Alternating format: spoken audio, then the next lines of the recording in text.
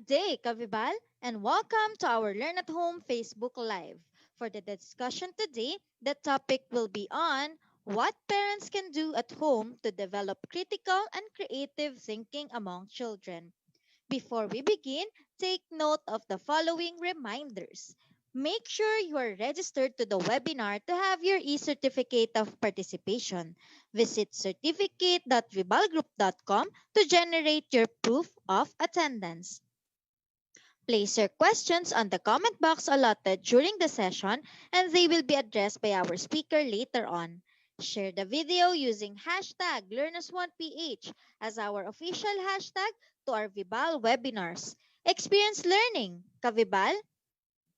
And now, to proceed with our webinar this evening, it is my pleasure to introduce to you our distinguished speaker today. He is a consultant and evaluator for K-12 Philippine Basic Education, the curriculum and academic consultant of Sisters of Mary. Ladies and gentlemen, let us all welcome Brother Roderick M. Aguirre. Good evening, ladies and gentlemen. Welcome again to a week-long learning, and it's Wednesday night. And this is a continuation of the things I've been talking about for the past few weeks. But tonight, it's more of a preparation for a second wave, so we can help our teachers and parents prepare especially for the public school on the upcoming opening classes. And I know that my hair is getting longer and longer, but don't worry, guys. I think I'm okay with hair like this. But we're not here to talk about my hair, but we're here to talk about how we can come up with simple home activities to help our children at home develop their critical and creative thinking, because these two types of thinking are very important, not only as students in order for them to survive the academic demands and non-academic demands, but also when they graduate and become professionals and members of society, they need critical and creative thinking skills in order to be able to solve simple problems, very big problems, difficult problems, work-based problems, and even personal problems. A lot of people out there, individuals who have problems with facing problems, they get so down immediately and so depressed with simple problems, but it's not necessarily their fault. One way or the other, society, specifically family, failed to prepare them to become individuals who can fend for themselves and be able to solve problems by relying on one's mental skills and all other resources available to them in order to solve certain problems. So if we could help our children at home develop critical and creative thinking skills, one way or the other, we are also helping our students their emotional capacity to survive, and also help our students to help themselves by equipping them with critical and creative thinking skills. We are making them independent individuals, independent learners who are able to survive whatever problems they are faced with, and are able to one way or the other balance the kind of life uh, that they think they most need, and what they dream to have. And that's our role as parents, and that's our role as adult members and primary caregivers at home. We are not just a family who provide our children with the basic needs of food, shelter, home, but we need to provide them with holistic activities at home in order for them to gradually open up to these certain problems at home. And once they're able to solve these problems at home, they will be able to see that they can also do the same thing, solving these problems outside the family. All right. So with that, let me share with you my power presentation, and I tried to make it simple as possible because this is learning at home, and hope we can learn something out of this. Let me share my screen with you guys. Okay, there we go. So these are just home activities to develop um, critical and creative thinking skills among our students, of course. This is on top, of course, their daily academic activities at home. But I would like to emphasize the understanding. Uh, I would like to emphasize the pivotal role of the family to the holistic development of children. I've been talking about in the past few months that I've been with Vibal doing webinars. I've been emphasizing the critical role of the family in helping our children become who they are and become active partners with the teachers. It's a tandem between teachers, the school, and family. It cannot be just the sole responsibility of the school and making teachers, the sole person who's in charge of, who's responsible for the development of our students. Remember that before our students get into formal education, and even if they're in formal education, a lot of hours, uh, a lot of hours that our students have are with their parents and with their family members. On that note, it is very important for us to realize all of this. And I think one of the many positive effects of the pandemic is that we get to go back to the basics, which I would say the family. And I believe those families have been encroached in their homes, and they feel like they don't they're not happy being a family. And I think that's something that we need to think about, that even if it's during pandemic, I think it's high time for you to bond together. And if you're not happy with each other, I think that's already indicator that the family is not good, has not established good relationships. I think they are strangers among each other, and therefore they are not comfortable being with each other. But if you know that and you realize this and you acknowledge this deficit relationships at home, then I think we can do something about that. And I think it starts with the realization of parents, because they are the ones who are supposed to start this kind of activities at home, not the children. Children cannot be the parents of their parents, especially right now. Especially if their kids are still, learners, they're still students, they're still kids.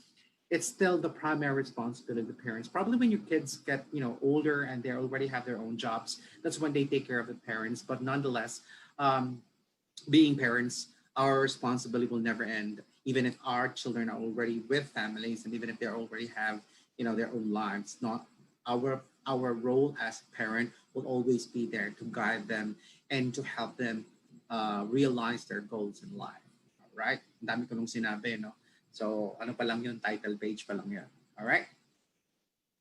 Okay, so let's proceed to the introduction. I'm not going to uh, uh, give you the outline of the presentation due to the realization. I realized that I've been doing this for the past 3 months already, and you guys have been following me. I suppose some of you guys have been, constantly following my sessions, my webinars, and I believe that you already know the flow of my presentation. But remember, come October, this will be this Friday, I will have a whole new different way of presenting my presentation to you guys. So stay tuned, and it will be more interactive and more analytic in a way, so that one way or the other I involve you with the process of my presentation and your part when I do that. Okay, so I would like us to. For the introduction, I would like us to. I'm not gonna do myths and busting because this is LAA. This is LAH Learn at Home. I would like us to understand the major functions of the family in the holistic development of children. I believe that all individuals who graduated or even took high school and finished their college degrees, and even I'm doing MAs, and especially for teachers out there and for parents out there, we took sociology and we took introduction to psychology, and one way or the other, we have been taught the function of the family being the most basic and smallest unit of institution in society, and its role in the continuance and propagation of the culture of a certain society. All right. On that note, let's have this. So, according to those theories that we've learned in sociology and psychology, and that we have identified at least four major functions of the family. One, of course, would be it is a major unit through which socialization occurs. Our kids, our individuals, are able to socialize, have this behavior, this attitude and personality that allows them to socialize and adjust to different types of people. Therefore, it is not, if our students have problems adjusting to society, I would say that its basic root is not the school, but its basic root is in the family.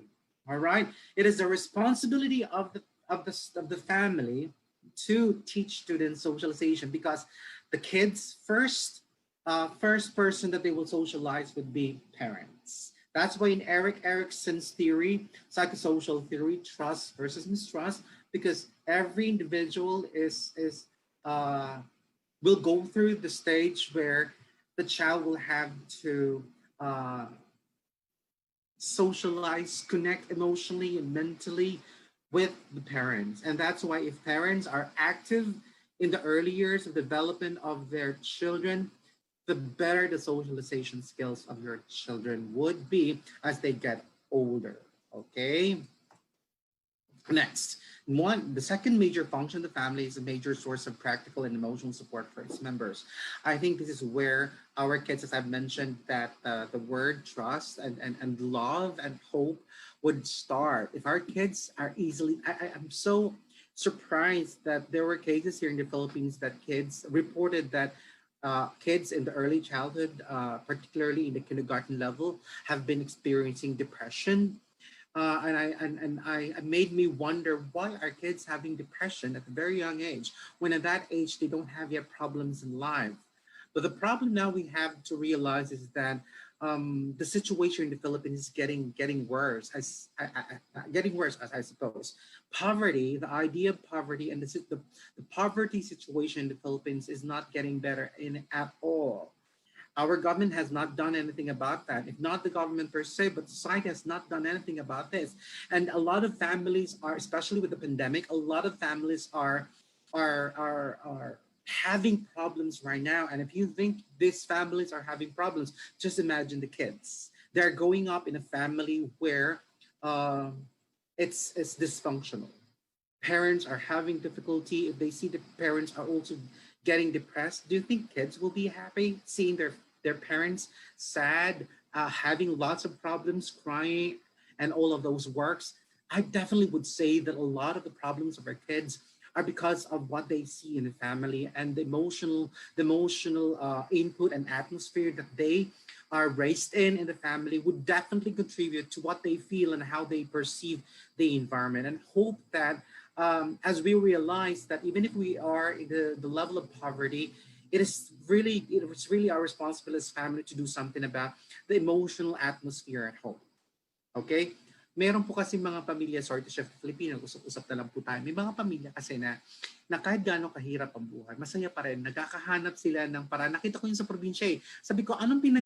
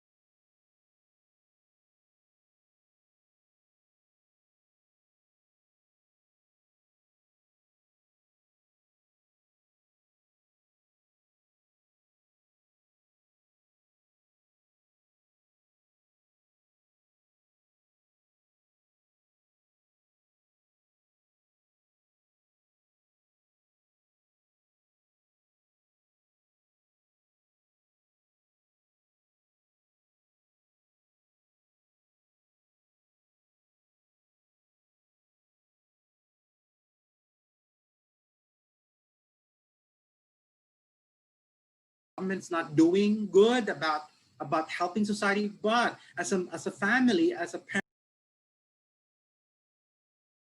parent, I have to do something because I owe that to my children. Hindi pa kasi nababago ang mindset ng mga magulang. Ang mga magulang natin sa Manila, ang tingin nila palagi ay sila dapat ang bibigyan ng pansin ng lipunan. Remember, we are the smallest unit in the family. Mali yata ang pagkakaturo sa atin na ang pamilya nakakatulong sa lipunan. Dahil pag natulungan ng pamilya ang lipunan sa pagpuproduce ng maayos na mga tao, maayos na mga bata, nakaka-contribute sa lipunan, ang lipunan din nakakatulong sa it's a cycle. If this is what we want for our society, then we have to start with changing the mindset of parents. And this is what I'm trying to say here, the major function of the family. So parents out there or teachers out there, wag nating papakita sa mga bata natin na we keep on blaming. Let's be critical. And kunood kayo ng TV, news, hindi sasabihin natin na walang kwenta talagang gobyerno na yan. Hindi ba lang nakakatulong? Sayang yung aking tax. I know, may tax ka, pero these are not information na hindi mo gusto marinig ng mga anak ninyo kasi ganyan din sila mag-isip.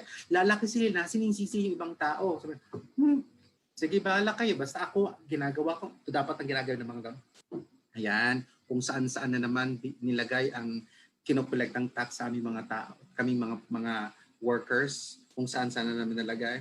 Sige, bahala sila. Basta ako, ginagawa ko ang trabaho ko, ang aking responsibilidad sa lipunan, at ang ginagawa ko ng responsibilidad sa aking mga anak. Kasi pinapalaki ko mga anak ng tama, at wala ako inapakang mga tao, at maayos ako namumuhay, sige. Responsible din ko. Hindi gagawin na ka ng trabaho, sila ang may kasalanan. Pero pag hindi ko ginawa ang aking trabaho, kasalanan ko yon.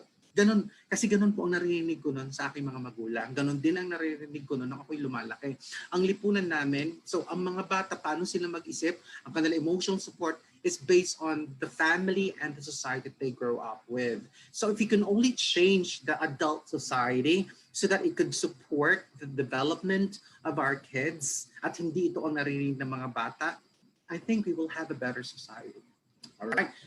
The third major function of the family is it helps regulate sexual activity and sexual reproduction. Okay? So dito nakikita ng mga bata na ano ang role ng isang magulang na bakit kailangan niyang alagaan ng mga bata at bakit may responsibilidad siya at bakit hindi dapat nag-aasawa ng maaga na hindi pa handa financially, emotionally, and mentally. Kasi pag nakita ng mga bata na hindi dysfunctional ng family, they see that having a different relationship outside the family and having their own family at a very young age is more of escape from that family.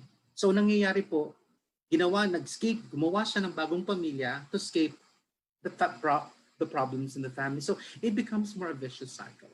So if we could just nurture the family within the family, the sexual ideas of the students and the major responsibility as a parent na ayoko muna mag-asawa. Kasi ang hirap pala maging mga magulang kasi kailangan alagaan ng mga bata, uunahin ng mga bata, palaging mauuna ang mga anak kaysa sa sarili nila. So kung ganun pong pagpapalaki ituturo natin sa mga bata, they will see that sexual activity is more responsible. It's a more responsible perspective of looking at sexuality and the sexual reproduction.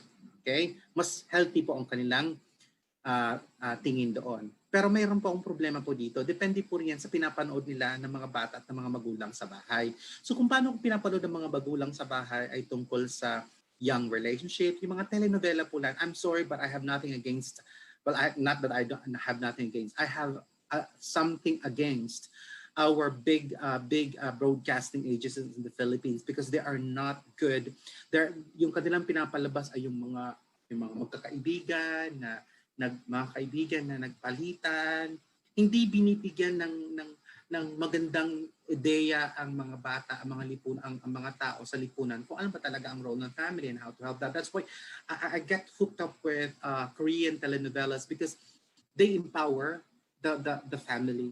They empower ang mga roles nila doon ay very empowered. The mother, very empowered, very active. Ang mga babae doon ay very active, hindi yung tagasunod lang sa mga magulang. Bakit hindi natin magawa sa Pilipinas na ganun din ang role?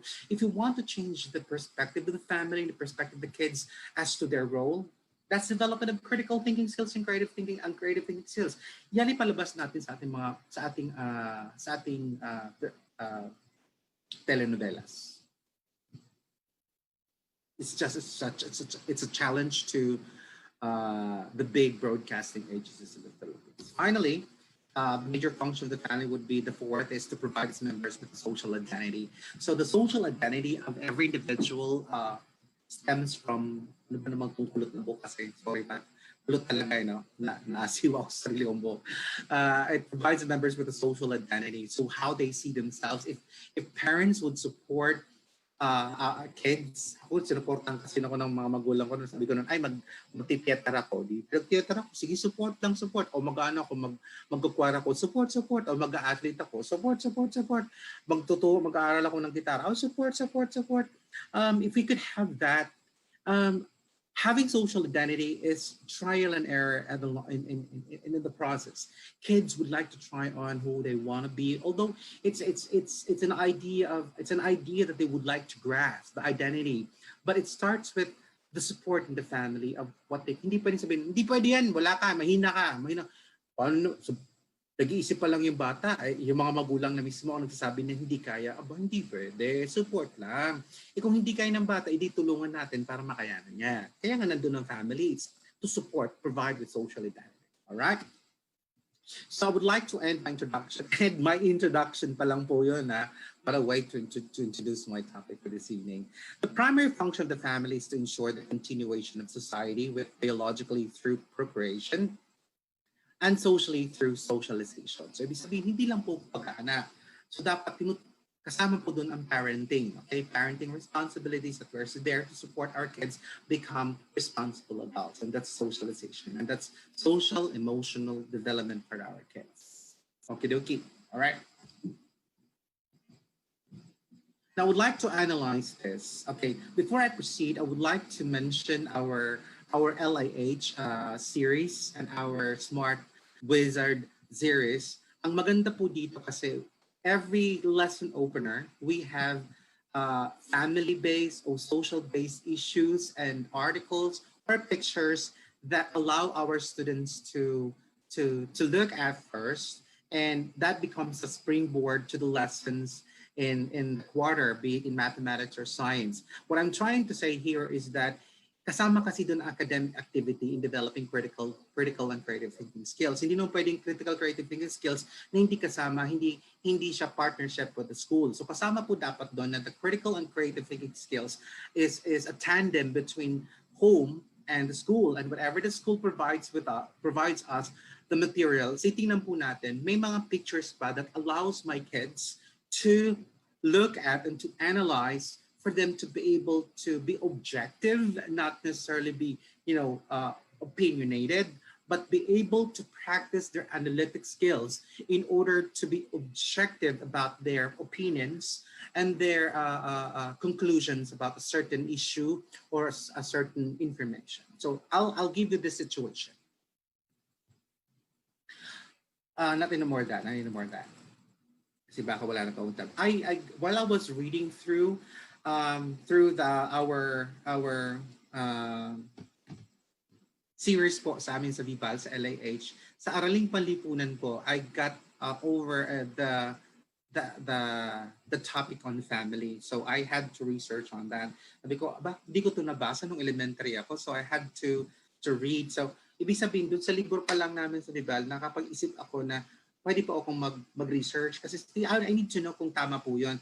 The point here is that as parents, we would like to know what's inside the book, and what's inside the book, it's also our responsibility to research to research the veracity of the information there. So I went into this article online. It says cost of growing up in a dysfunctional family. This is from Basim Abbas Al-Ubaidi. He's a consultant family physician in the Arabian Gulf University in Bahrain. Okay, so I was impressed already, because I'm really impressed with those articles, those experts who would focus their advocacies and their efforts in helping families and focusing on coming up with good research in order to give light how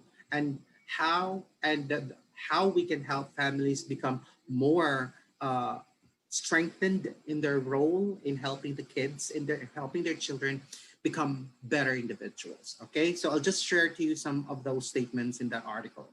So it says here that the article says victimized children growing up in a dysfunctional family are innocent and have absolutely no control over their toxic life environment. Hindi nila alam na yung buhay nila ay toxic. They grew up with multiple emotional scarring caused by repeated trauma and pain from their parents' actions, words, and attitudes. Ultimately, they will have a different growth and nurture of their individual self. Self-identity pa lang nila mag-iba. So, ang sinasabi po sa article na to ay the family is the basic unit that gives children the idea how to become parents. So kung sila po ay lumaki sa pamilya na ang mga magulang nila hindi marunong magpalaki ng mga anak, hindi sila pinalaki ng maayos, they will grow up one way or the other. That will be their basic idea, their basic concept of being parents, and it becomes a vicious cycle. And this is what the article was about, which came from also from Vibal's article. Lesson opener palang tawag ko. The influenced individuals will resume various parenting roles rather than enjoying their childhood. So nangyari dito, instead na ang bata will enjoy, they're supposed to go through early childhood years of having fun, developing their critical and creative skills.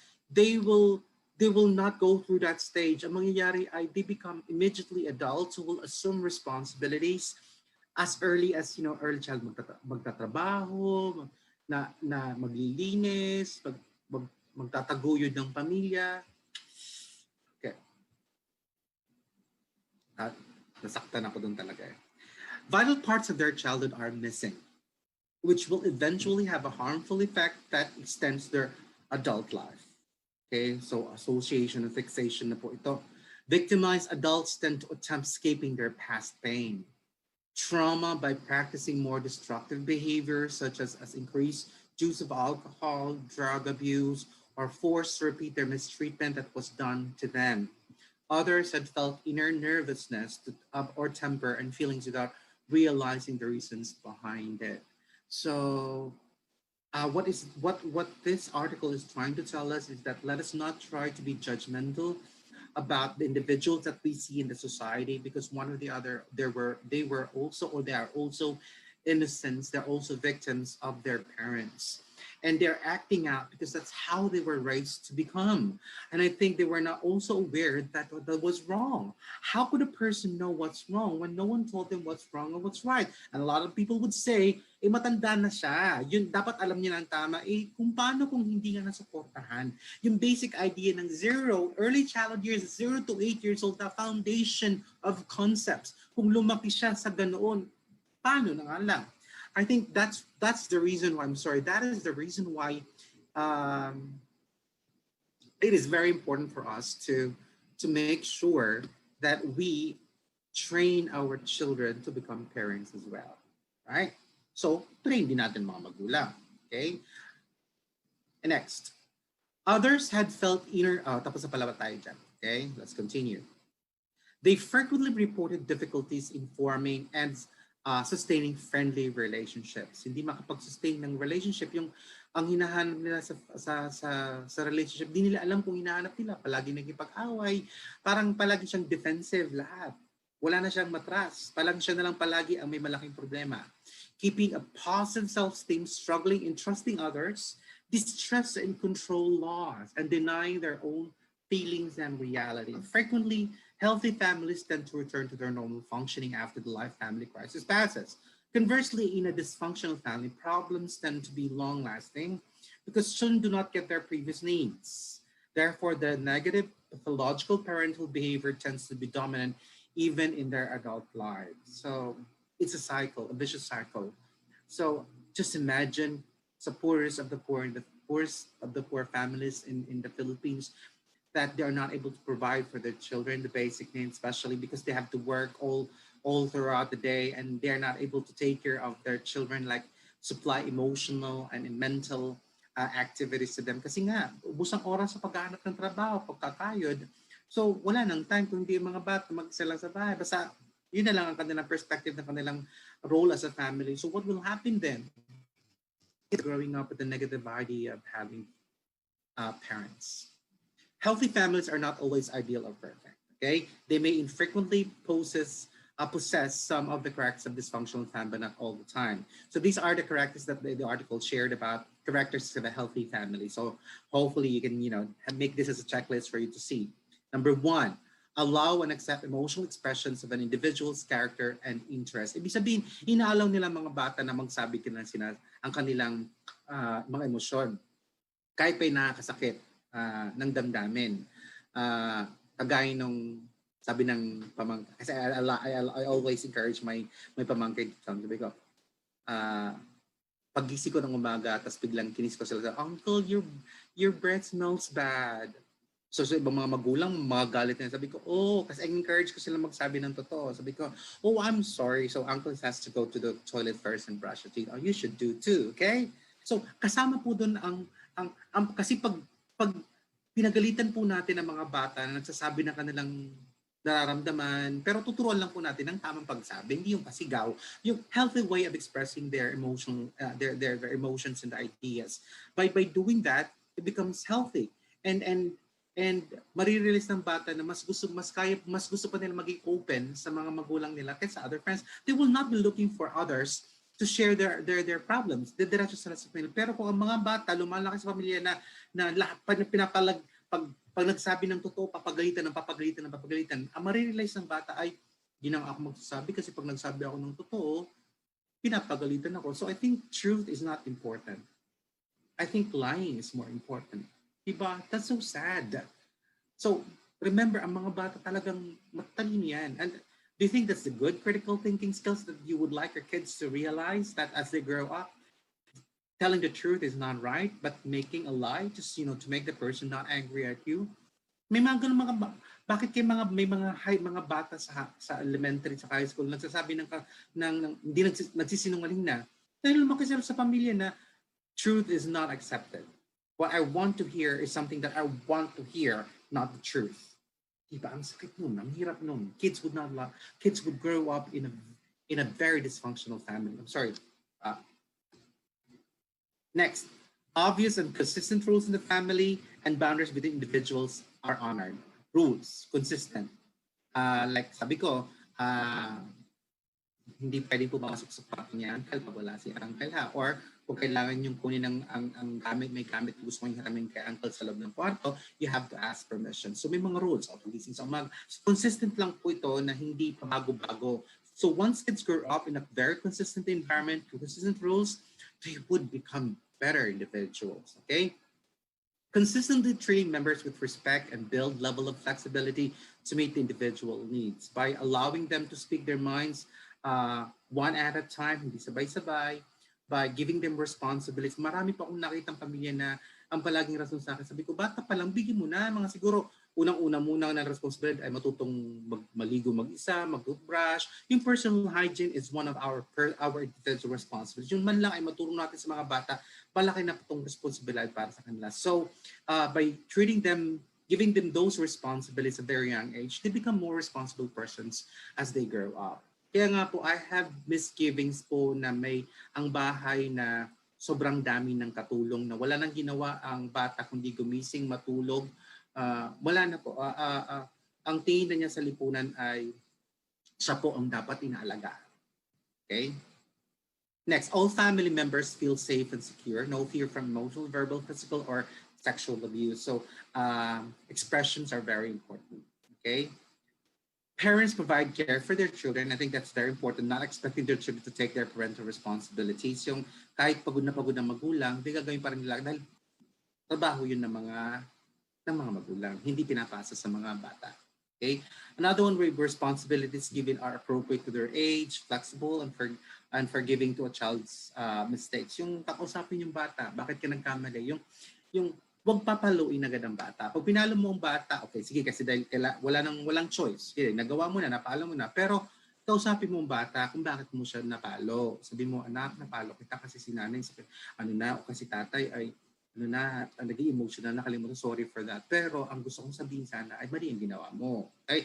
Ito kasi dapat, hindi mo, by communicating to the child, you are already developing critical and creative thinking skills. All right. And next, perfection is unattainable, unrealistic, besides potentially dull and sterile. So what we want your students, what you want for kids is to best themselves. Hindi yung become perfect like someone else.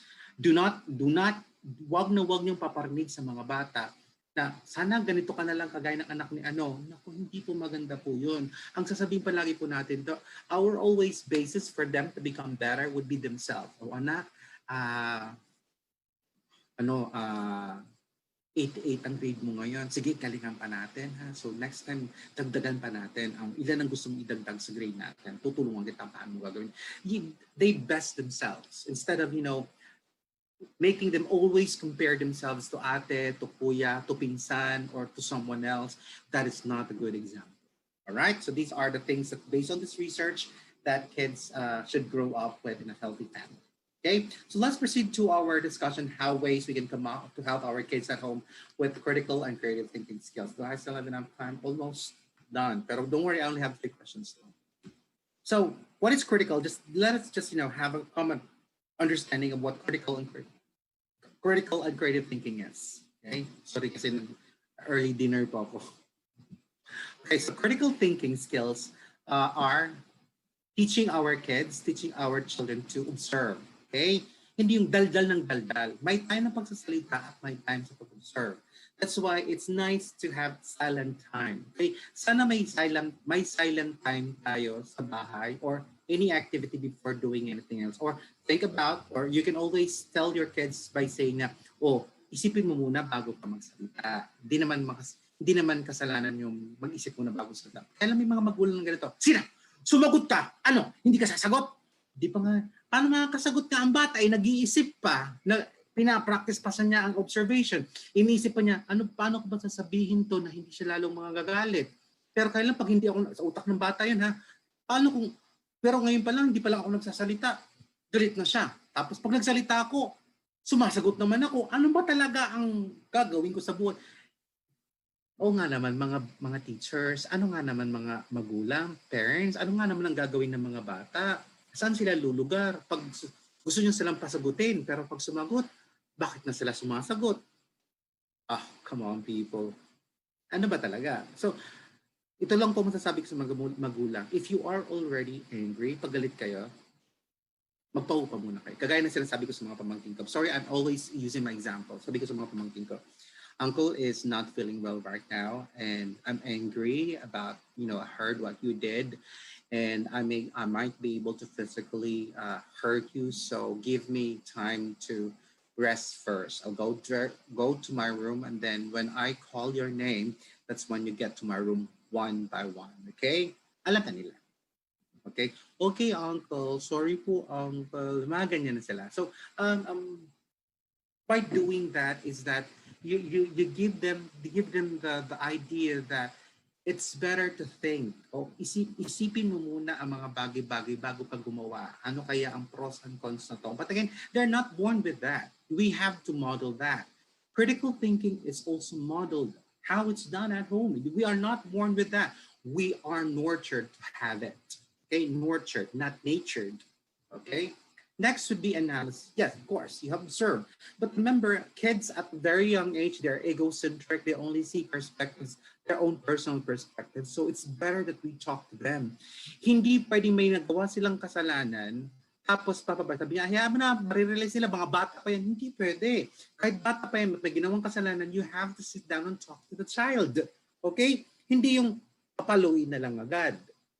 Okay? May mga magulang kasi na have problems with communication skills. Parang nakukornihan sila sa pagkinakausap. Or parang hirap na hirap silang kausapin ng mga bata. Bakit po?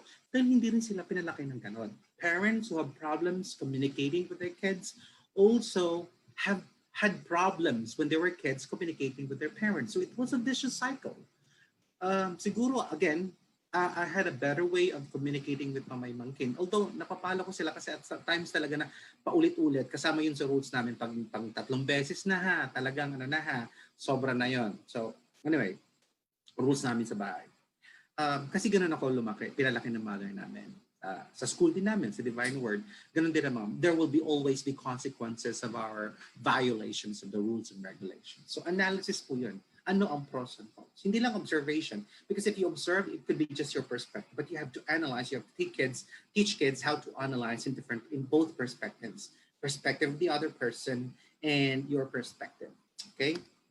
Next would be inference. Yung pagpo-project ng ano kaya mangyayari kung itong sasabihin ko? Ano kaya mangyayari kung hindi naman ako ng salita? So we're teaching our kids to foresee, okay? Foresee certain actions, effects of certain actions. Ang tawag ko dito ay thinking aloud. I think I practice so much thinking aloud puntang work. Kasi dinadala ko sila sa work. Sometimes sila lahat, sometimes isa-isa. Depende po sa nakikita ko sa observation ng mga behavior ng mga pamangkin ko. So, kasama ko sila sa work. While I was going to work to the Sisters of Mary, pinapa-observe ko sa nila, ano kaya kung hindi ako sumunod sa traffic rules? What do you think will happen? Ay, hindi pwede kasi nga we have to abide by the rules. So, ganun ba, Uncle? So, while I was thinking aloud, siya rin yung pamangkin ko engages in the same thoughts. So, it has to be modeled. Making decisions, modeling to them how we make decisions. Kaya to me, it's very important that we have during dinner, doon nag-uusap-usap talaga ang mga bata. And going to sleep too is very important. For me, it's a very good part of the day. Okay? Communication is one part of critical thinking skills because no matter how good you are in your thoughts and how you analyze information and you're not able to convey and tell other people, especially the members of the family, of what you feel and what you think, wala po rin. Hindi po, minsan ang miscommunication sa pamilya ng mga bata at ng mga anak at ng mga magulang, hindi lang within parents and kids, but also between parents, mag-asawa. Communication problema. Bakit? Hindi naman manghuhula yung mga magulang eh. Hindi naman manghuhula mga bata kung anong sabihin ng mga magulang dahil tahimik lang. Sabi ng mga magulang, makuha kasi sa tingin. Bakit? Mababasa ba ng mga bata ang mata mo? I understand na pwede po natin, ang tawag po natin doon ay non-verbal. But remember that the non-verbal way of communicating is more of a support to verbal. So sa mga bata, mas importante pa rin, kinakausap pa rin sila. Okay? Importante na yung mga anak, naiintindihan nila verbally kung ano ang sinasabi ng katawan mo. Okay? Nagalit ka ba? Okay. Communicate. Alright? So, kaya siguro ako mareklamo, matanong. I think it's just isa yan po yan sa mga sinasabi palagi sa akin ng mga institutions na napupuntahan ko. Matanong ako kasi pinalaki ako na huwag kang matakot magtanong. Although during my time yung lipunan natin noon, sinasabi nila ang taong matanong ay bobo. Noong panahon namin ang henerasyon namin. Pero sabi ng mother ko, hindi, huwag kang matakot magtanong. Paano kung mawala ka sa lugar tapos hindi ka nang tatanong? So, pinalaki ako ng ganun. Tapos, eventually, the school developed that critical thinking skills, creative thinking skills. All right? So, by communicating, you're able to, by observation, analysis, inferencing, communicating, problem solving is there. The point of problem solving there is that you asking questions. Okay? Importante mga magulang ay tinatanong ko, bakit hindi ka kumakain? Ay, bakit hindi mo siya gusto? Paano ko? By engaging, not necessarily have to be communication in a sense na kwentuhan lang. You could also ask them questions by probing their answers, or if they're watching television, asking questions, bakit kaya ginawa thinking skills? All right? So, on that note, critical thinking is the act of analyzing facts to understand a problem or topic thoroughly. Critical thinking often occurs in order to a few steps from identifying a problem or issue to develop a solution. So it's also the idea of understanding information and being able to use this information to solve certain issues and certain problems. To continue, part of being a good critical thinker, okay, is being objective. Okay? You don't jump to conclusions. That means analyzing the problem without allowing emotions or assumptions to influence how you think about it. Instead, you should only analyze a problem based on the context and facts you are able to collect. So by modeling to our kids na hindi na kasi yung magtatanong ka muna para may enough information ka or to give your own opinion. Hindi oo nga, masama talaga, parang chismos ang dating. Hindi magandang modelo yan sa mga bata sa critical thinking skills and creative thinking skills. All right? And finally, we have critical thinking skills are are essential in every industry and every career level, from entry level associates to top executives. Good critical thinking thinkers will work both independently and with groups to solve problems. That's why we would like to develop critical and creative thinking skills at home, because it will also help them become better professionals in the long run. Okay, magagamit nilang yan for life. Okay. Now let's understand what creative thinking is. Okay, what is creative thinking and why it's important for all individuals? Okay, second question, we're almost done. All right, one. Creative thinking requires critical thinking, observation, analysis, inference, communication, problems. So lahat ng diniscuss natin kanina tungkol sa critical thinking skills are all basics of creative thinking. If we want our students to be creative, therefore we have to engage them in critical thinking activities. Okay? Add on to critical thinking skills would make them more open-minded. They would see that there are differences. They will be more accepting and more understanding, not just tolerant, but also accepting of different differences in society. Halimbawa, may mga magulang na, sorry ha, may sa kapitbahay namin nung dati. Nako, huwag kang magpaglaro sa maitim na anak ng kapitbahay natin kasi pag maitim, madumi. Wala, paano yun? Maitim mo ko, ano, kung madumi. Tapos ang sagot ng mga hindi, okay lang kasi medyo may kaya yan sa buhay. Ano?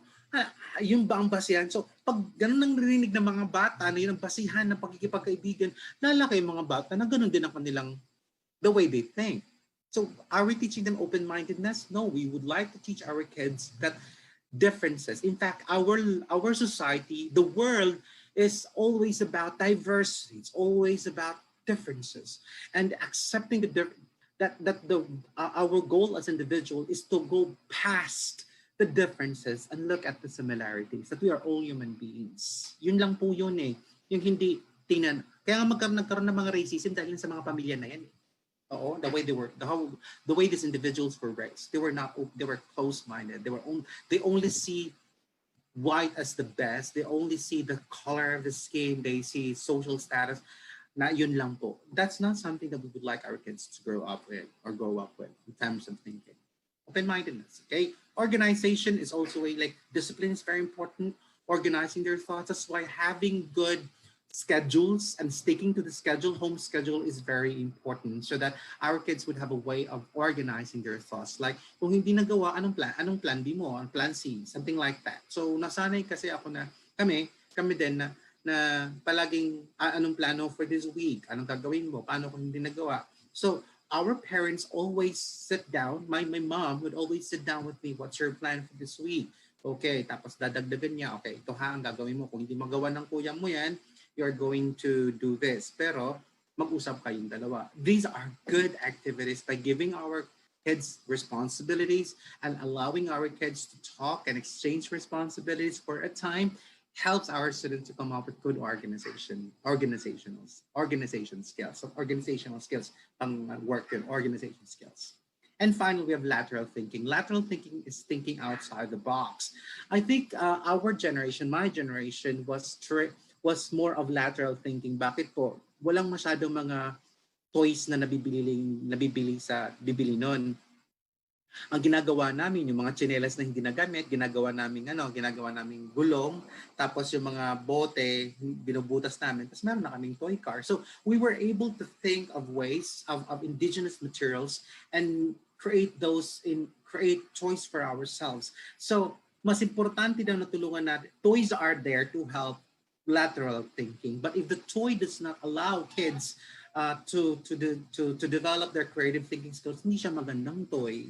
Hindi siya magandang toy. Kaya nga po, pag ako po nagreregalo sa mga inaanak ko tsaka sa mga pamangkin ko, I make sure that it develops critical thinking skills. Like at least, there's an element of color, element of size, element of say organic picture, like kung bear, anong ibig sabihin ng bear. So I'll let them research about it. So these are things that we can, hindi lang tayo makapagbigay ng toys. So when we come up with ideas of, especially for gifts and toys, something that would, develop their critical thinking skills. Huh? All right, so creative thinking skills ang hirap pala na mayroong ring light, ang init pala sa mukha talaga. So nare-realize ko na ngayon ang mga ang pinagdadaanan ng mga artista. Just saying. All right. Creative thinking is a way of looking at problems or situations from a fresh perspective that suggests unorthodox solutions. Okay, so wag po natin papagalitan ng mga bata. May mga bata, isang sagot merong nagsabi sa akin na magulang nun. Kasi sir, meron pong brother, kasi po may nakita po ako yung anak ko po, kinakausap ang sarili, tapos yung posporo, parang ang tingin niya ay iba po. Sabi ko, maswerte ka, ang anak niyo nagpa-practice ng lateral thinking. He is thinking of other uses of these things. Sabi niya, hindi kayo nababali yung anak ko. Hindi po siya nababaliw. Siya po ay naging creative. The child is practicing creative thinking because you don't buy them toys, like toys that, like other kids. They see other things in your house as something else. So if that's the case, then support it. Huwag mong sabihing baliw ang anak ninyo. Eventually po tayong mga adults po, we engage in those what we call as self-talk. Di ba? We engage in self-talk. Tayo po ang kinakausap natin ng sarili kasi by engaging in self-talk, we are able to analyze saan tayo nagkamali at paano natin ma-improve ang sarili natin. Okay? Ako nga, mukha ako talagang baliw. Sabi nga nila sorry ha, experience ko ulit. Sabi ng mga uncle ko nun kasi I would drive from Manila just to go home to later. So magdadrive lang talaga ako noon. Tapos sasabihin nila, paano mo nakaya mag-isa ka lang nang nagdadrive? I talk to myself. And then I entertain myself.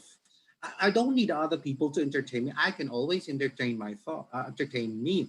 I could always, ganon. I could make myself laugh. Sabi nila, hindi kaya baliw? Hindi. I'm happy with myself.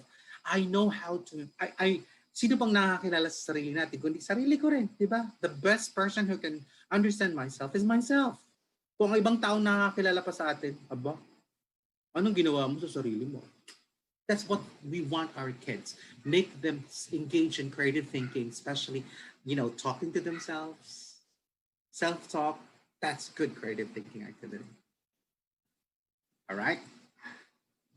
And finally, we have creative thinking can be simulated both by an unstructured process such as brainstorming and a structured process such as lateral thinking. So dito na ang pagtulong po ng creative thinking pa po ay papasok na po dito yung teacher, like the collaborative activities, having role plays, having certain responsibilities, certain project and school that they need to finish with other classmates in a group. So these are things that develop our kids. So wag po sana mga magulang sabihin, ha? May mga kaibigan ka naman, sabihin mo sa teacher mo na ikaw na lang mag-isang gagawa niyan. Kaya niyo mo mag-isa yan. Hindi lang po yung, remember that the goal of teachers are doing this not just for solitary learning style, but also as a social learning style that because in eventuality, our kids will be part of an institution where they have to work with others. Sabi nila, hindi. Kasi gusto ko ang anak ko ay maging boss. Kung boss siya, wala siyang pakikisama. May kisama pa rin siya sa kanyang mga tauhan. Wala pong trabaho sa mundong ito na hindi kailangan natin makisama. And that's part of developing creative thinking skills for our kids. Okay? Last question na po. So these are the ways, in my suggestions pa lang po, what are home activities that will support children's critical and creative thinking skills? I will go for more of a general perspective and then suggest you some simple activities. 1, provide a space for creating. So hindi kailangan elaborate talaga ng kagaya na ginawa ko sa bahay na talagang mayroong play area. It could be a corner in your house where they put their toys, where they put their drawing pads and their coloring pads, all of their academic basta magkaroon lang talaga ng space where they can play, tapos doon nila ibabalik. Basta may space lang siya. It doesn't have to be elaborate, it doesn't have to be luxurious, but just, provide them with the space. My table, my chair, doon po. Allow mo, masaya na po mga bata. Ako nga, binigay lang sa akin ng mother ko was a box. Okay? It's a huge box. At tapos yung ginawa ng mother ko, may mga section. This is for your crayon, this is for your pen. Ang box, that was my space.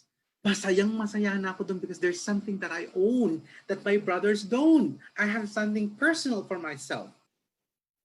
Ma-feel lang ng mga bata the idea of ownership. It doesn't have to be a whole room. It could be just a box. And help the child make the box. Maganda po yun. That's why in preschool, the kindergarten, I call it the magic box. Very, very interesting. You will find, siguro ngayon paglaki ko, kaya mahilig ako sa mag-collect ng mga boxes at may pinaglalagay-lalagyan ko. Tapos later on, ginagawa ko ng mother ko is, may mga ano siya, yung mga, di ba may mga cookies na may na mga, yung in can, kasingin ko, akin na lang po yung can kasi may paglalagyan ako nun. So, kasama dun sa pagkakaroon ng space is the idea of organizing.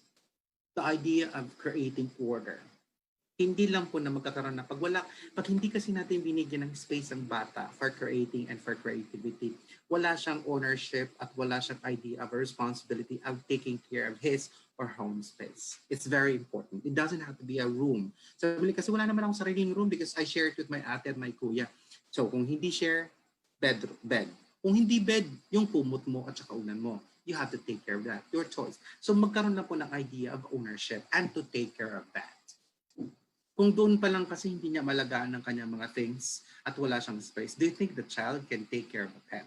Yun po lang sinasabi ko palagi sa mga pamangkin ko. You want a pet and yet you do not know yet to organize your things. You don't take care of your things. They don't need to be fed. They don't need to be taken care of. All you have to do is organize them. Kung doon pa lang, so yun palagi yung challenge ko, learn to organize. If you cannot organize your own space, you will not have a pet. Hanggang ngayon, ganun po ang huli. Second, keep it simple. You don't have to buy a very elaborate and expensive toy, but the toy would develop not just creativity, critical thinking skills, but also physical. A simple bike. Ganon. O kaya Lego. Legos are good because imagination nadidevelop sa mga bata ang imagination to build something. So that's why Legos would be at my topmost important toy as a gift. Okay? Madidevelop po ng bata. But remember, yung depende sa size po. Pag mas bata ang bata, the bigger the Lego, yung mga pieces. As they grow older, the smaller. Bakit po? The toys for kids, the younger ones, should not be too small for them to swallow. Bakit po? Nasa stage po sila na pag nakita, hahawakan. Pag nahawakan, isusubo. So, ganun po yung stage na yun. So, it should not be too small for them to swallow. So this toy should be simple as much possible for room for other creativity for them to be able to think. Kung binigay mo sa bata ay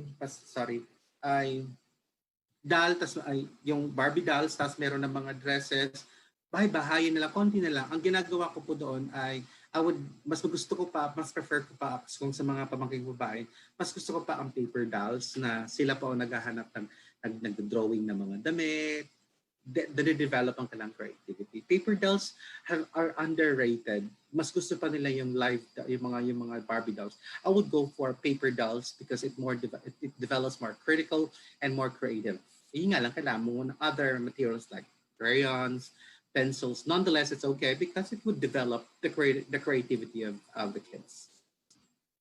Third, allow for free time. Pag sinabi po natin free time, hayaan sila. Sinabi mong sa isang araw dapat meron silang free time. It could be 30 minutes, it could be 15 minutes, 30 minutes or an hour. Basta free time, observe mo sila kung anong ginagawa nila. Kung anong ginagawa nila, that's their expression of their creativity. Yung mga mangin ko, pag sinabing free time, okay, maglalaro sa labas. O sige, hayaan mo maglaro. Paano gagawin? Makipaglaro. Makikita ko, mamaya-maya meron na silang bike. Sabi ko, where did you get the bike? Because he gave me this bike. What? The kid would give you a bike? Malalaman-laman ko pala, binuli lang yung mga kalaro kasi nga Inglesera mga pamangkin ko. Mga nagtipaglaro sa kanila, pag in English na, oo na lang oo kasi hindi naman masyadong nakakaintindi at saka ang tingin nila social.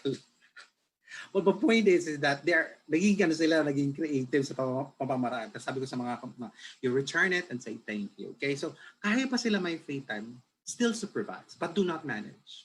Supervise, but do not manage. Para tama pa rin ang behavior. Okay?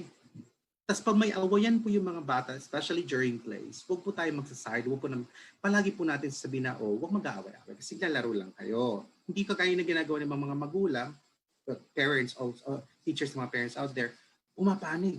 Tapos ang away ng mga bata, naging awayan na ng mga magulang. Wait lang. Mga bata, di naman, laro lang naman namin yun. Kasi later on, nakalimutan na nila yung away, lalaro na naman yung mga yan. Normal po yun. Alright? Number 4, we have help your kids activate their senses. Like, what do you see? What do you observe? Kagaya ng when I was teaching Taffy and Lisha self-portrait, sabi ko, we're going to use, we're going to start. I will teach you first to make self-portrait but using pencil. Okay, pencil shading lang muna tayo. Okay, so look at yourself in the mirror. Okay, look at Uncle how he does it. Okay, Uncle will do a self-portrait of himself. So nag-drawing muna ako, paano ginagawa, and then observe, Uncle, you're so good. No, no, no, you should do this. You should also do this. So importante minamodel po natin. Kaya lang, Sir, hindi po kami kagaya sa inyo na natuto po mag-drawing. So anong gagawin po namin? Eh di kung hindi kayo mag-drawing, huwag kayo mag-model kasi masisira din ang modeling ng mga bata. So ang gagawin mo, just be there and supervise. Okay, kaya mo yan anak. O paano naman ito? So yung kung wala ka ng skill na yon, huwag mong isipin na dapat wala rin skill ang anak nyo ng ganon. So dapat meron din sila. So ang kids talaga dumadaan sa stage ng pag-drawing. So, huwag mong sabihin na, di ba ako pag-drawing yan kasi wala naman asawa ko, hindi nga marunong mag-drawing. Yung anak ko, di yan marunong kumanta kasi ang nanay at tatay sintunado. Hindi po ganun. Dadaan sa stage ng kung wala po tayo na, we have to support them with that. Okay? Support lang tayo kung wala tayong skill na gano'n. Next, we have number 5. We have discuss creativity openly and regularly. Observe the 2 pictures. Yung isa, yung mga activities sa bahay, para saan kasi importante ang breakfast, lunch, and dinner kasi it's time for people, for the members of the family to talk about things and openly. Doon po ako lumaki ng ganyan. So, kung ang tingin ng pamilya ang pagkain ay just pagkain lang, aba nawala na po yung idea ng communication, develop creativity, and dapat the members of the family look forward to eating together because that's where they're able to talk.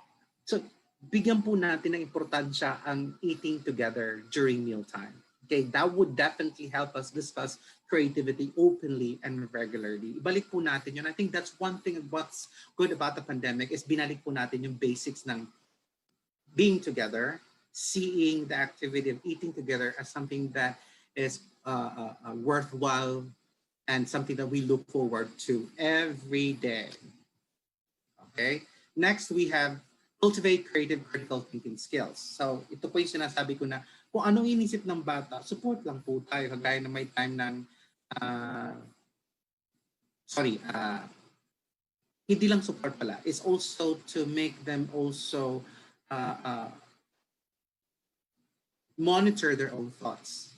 Panahon kasi namin may diary, at saka meron pang slam book, yung mga ganon. Sana balik po natin yan, yung paggawa ng scrapbooks, yung paggawa ng journals and diaries because it helps them see na ay ganito pala ako mag-isip noon, yung binabalikan mo yung mga sinulat mo noon na nababalik po noon. My mom kasi encouraged me, sorry for that. My mom encouraged me to write my poems. So every time I would write, poems every now and then, okay, kung ano basang rule sa bahay, kung ano naisip mo isulat mo. Kung ano may inisip mo isulat mo. So pag ganun po, ang ginagawa noon ay my mom would always, di ko alam na kinukolect niya pala. Siya lang kukolect noon kasi ako I would just scatter it anywhere. Kasi hindi naman niya sinabing itago ko. Then nung mamatay yung mother ko, nung inaayos ko ng mga gamit ko, doon ko lang nakita na doon na yung mga tinago niya lahat ng aking mga medal, ang aking mga ribbon, mga awards, tapos yung mga poems ko. And I felt so like everything monitored pala lahat ang ginagawa sa amin. My point here is that hindi naman po, ang mother ko, hindi naman po psychologist. Pero she did a good job at it. Kasi ganun din siya pinalaki. So if we could just go back, journals are good activity, diary are good for kids. So bibigyan mo lang sila. Yung mga pamangkin ko, meron talaga silang papers. Ang ginagawa nila sa diaries nila, mga drawings, their thoughts, they draw kasi di pa naman sila writers. Mga bata pa preschool, grade 1. So di pa sila with words. Ngayon, nagsusulat na lang sila ng words. Point there is that bigyan lang po natin for them to monitor their own thoughts. Pag hindi natin sinimulan kasi sa young age, mahirap kasi pagdayarihin ang mga high school at saka college. Mahirap po yun. Okay? The younger, the better. Number 7, avoid managing. Okay? Huwag yung bawal lang ganito. Marami akong narinig sa mga magulang na gadgets. No. Ito po sinasabi ko, let us not see gadgets because the gadgets at home can also be a way to help our kids develop their critical and creative thinking. So in fact, maganda kasi marami silang makikita ng mga sets. Kaya lang po, kontrolin po natin. Supervise but not manage. do not stop them. Manage, supervise like how many hours a day, at ano lang titingnan nila, tapos talk about kung anong ginawa, paano nila ginamit. Yun, kung meron silang Facebook, then supervise it, but not manage it. Okay? So, kung ano kanila mga social media.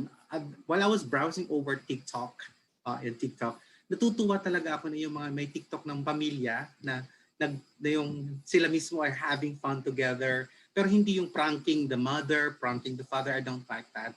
Yung ano talaga, kung ano ang gusto nilang gawin, gusto nilang mag-dance, oh, wag po tayong killjoy. Okay? Uh, sabi kasi, ito sinasabi palagi sa mga parents and mga teachers, the inadequacies and limitations of the adults, of the parents and the teachers should not be the inadequacies and limitations of our children. Statement ko po yan, so you can quote that. Hindi po dapat maging limitasyon ng ating kabataan ang limitasyon ng mga nakatatanda. Dahil they can be more than the adults. Okay? Finally, we have take time for your own creativity. Ikaw din. Kasi dapat nakikitaan din ng mga magulang, ng mga bata, na creative ka din. But in your own way. Like, you could, watch movies, pero yung movies together, tapos pinapractice mo yung think aloud, pinapractice mo yung self-talk, o kaya pwede rin magtanim-tanim ka, o kaya kung may alaga mo yung aso ninyo, pakaliguan nyo. These are simple ways that, show creativity. Hindi yung kay creative. Minsan kasi ang inisip ng mga tao, creativity, art. Hindi lang art. Kundi responsibilities are ways of showing creativity to our students, thinking outside the box, how you do things. In fact po, yung pagpapakita sa mga magulang, sa mga bata kung paano ka magluto is already a way of teaching kids creativity. Cooking is a creative activity. Ano pa? Paglalaba, yung separate ng white sa colored, those that bleed, that do not bleed, are also ways of helping kids' creativity, showing them, modeling to them simple household chores. Doing these things with the kids are all critical and creative thinking skills. So wag lang po natin utusan ng bata, o maglinis kayo ng ganito, maglinis kayo together kung paano ginagawa, para makita nila kung so pwede pala unahin ko ang sa paghuhugas ng pinggan. Kailangan ko pala unahin ang baso kasi yung mas malapit sa bibig. So yung rule pala nun ay yung mga utensils sa mga gamit na pagkain, yung unang malapit sa bibig, yun ang unang huhugasan. Something like that. Yung mga ganong ideya, ganong pa, model sa mga bata. And that's our own creativity. But the question is, kung hindi rin pala tayo nagtatrabaho sa bahay at wala tayong household chores sa bahay, at wala tayong schedule ng mga household chores together, that's a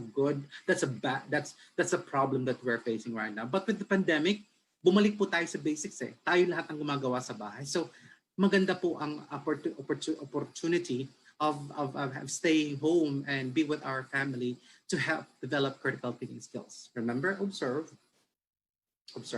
analyze, communicate, then problem solving, and make sure that they do simple analysis ng things that they do. Recalling is also one of those things. And thinking outside the box, how to solve certain problems, asking them questions are very important activities. I would just say, be with your kids, have fun with them. All right? So at this point, I'm now going to entertain questions and clarifications from you people out there on the perspective of parents, Susana. Thank you very much, brother. Let us proceed to the question and answer portion. Our first question is from Camille Ramirez. Any tips po on how to properly manage and set expectations po in our new normal classroom, both for teachers and parents? Okay. When you create those expectations, dapat klaro po yung expectations nyo sa gawain ang support po ng magulang sa bahay.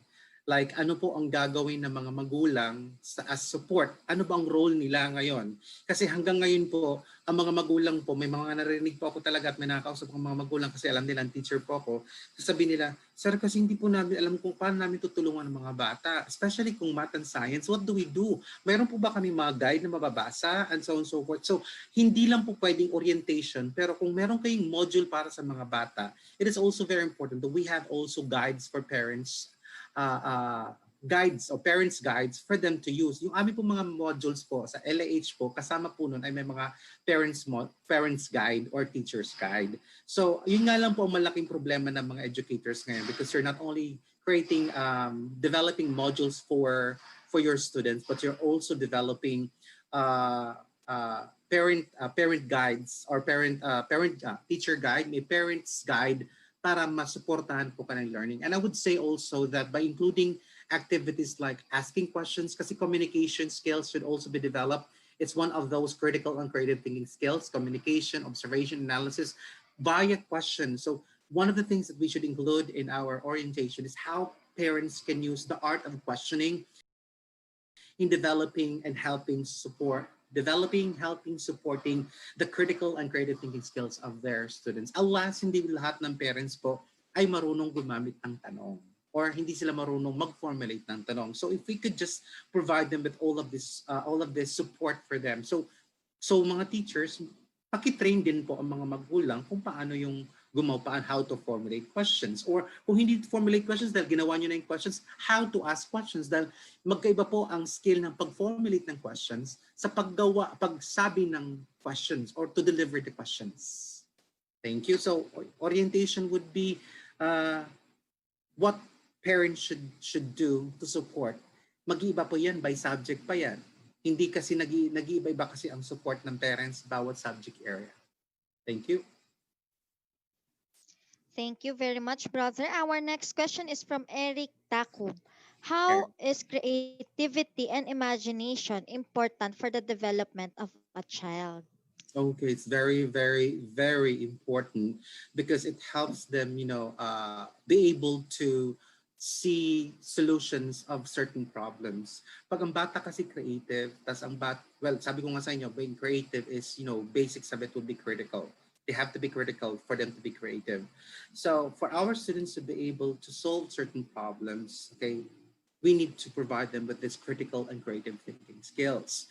By engaging them in such activities, simple activity. Gawain po natin yung mga teachers eh. May activity pero may mga guide questions, di ba? Okay, pagkatapos ng activity, at the end of the activity, nagkakaroon po tayo ng discussion or analysis of what happened in the activity, what you did good, what you did wrong, paano mo improve ang sarili. Yung ginagawa natin sa school na mga gano'n na face-to-face. Pagdating kasi sa bahay, yun na po ang gawain ng mga magulang. Sila ang tutulong sa mga bata pag-analyze sa sarili nila kasi wala si teacher. On that note, pag hindi ginawa ng mga magulang, yung sinasabi po natin na by engaging with the kids during the academic time and ang sinasabi ko lang ay pwedeng academic time dahil engage nila ang mga bata. Pwede namang yung normal activities lang sa bahay ng household chores by engaging them in communication, in communicating with them, asking them questions, and simple discussions would develop critical creative thinking skills so that they would see problems as opportunities for them to solve. Ang mga bata kasi na walang creativity at walang creative thinking skills, madali agad mag-give up sa mga problema. Yun po ang one of the disadvantages of not having well-developed creative thinking skills is that people would just immediately give up on a certain issue that wala na sila maisip na solution. There will always be solutions to all problems in this world. Hindi pwedeng walang solution. Magkakaroon talaga ng solution. Ngayon, kung hindi ikaw ang solution, there will be other people who could help us with other solutions. Yun lang po ang kailangan natin matutunan ng mga bata na kung hindi mo kaya, pwede mo sabihin sa ibang tao. Alright? So, again, with the pandemic, with the onset of the pandemic, that becomes more of the responsibility of parents at home kasi wala naman po ang wala pong mga teachers sa bahay nila. So yung pagiging mausisa ng mga teachers sa school during class time, yun na po ang magiging role ng mga magulang sa bahay.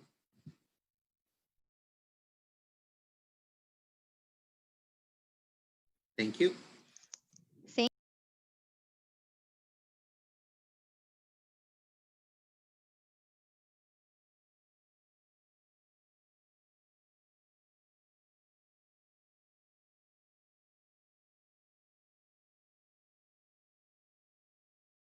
Thank you very much, brother. That's all the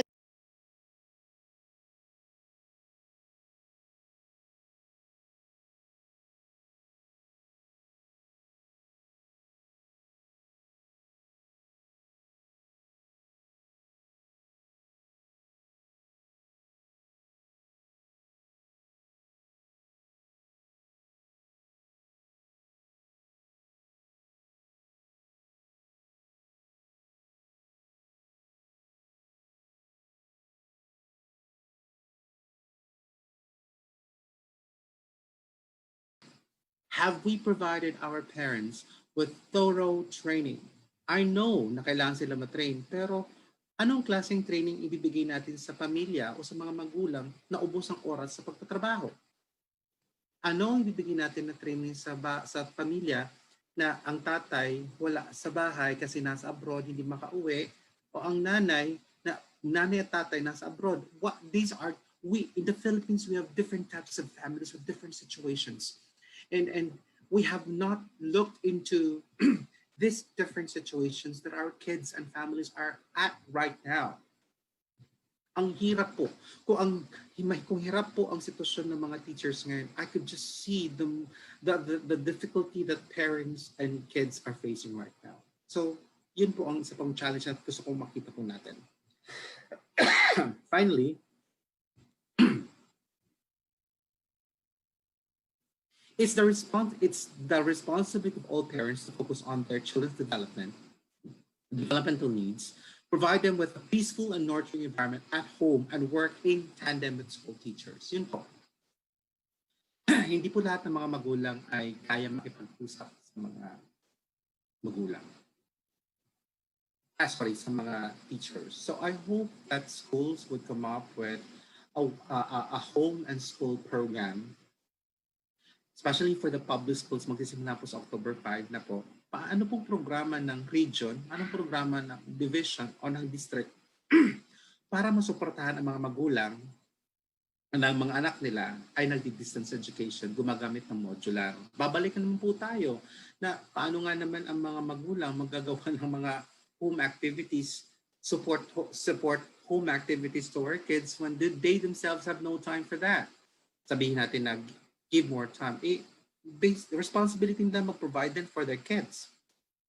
Paano naman po kung yung mga magulang din naman po ay ang problema naman po nila ay literacy or communication. They cannot communicate.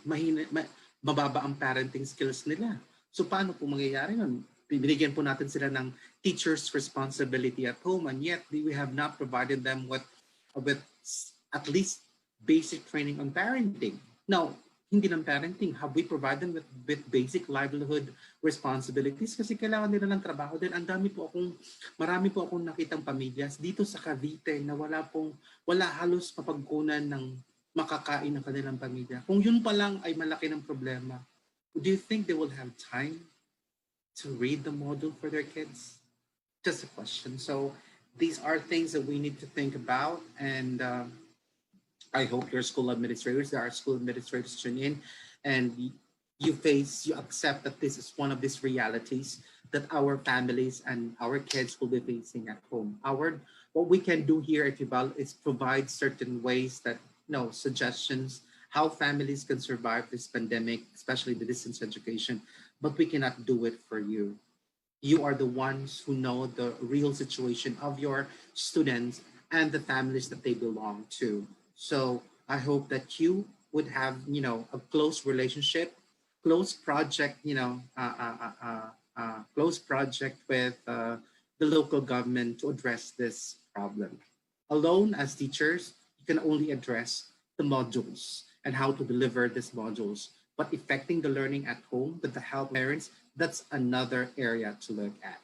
With that, I know that I'm painting a very bleak picture, but if we would like to make the learning of our students worthwhile for this year, school year 2020 and 2021 during the pandemic, we have to do everything, every aspect that would support the learning of our kids, even if it means we have to support the parents of our children. Thank you very much, and good night. I hope you still have more time for you to do your responsibilities for tomorrow's work in your own respective schools. Thank you very much, and good night. There we have it. In behalf of Vibal Group Incorporated, I would like to thank our speaker for today for this very eye-opening and insightful learning session. It is an honor to have you with us today, brother. And to all our Kavibal viewers, all thanks to you for your continuous patronage to our daily learning.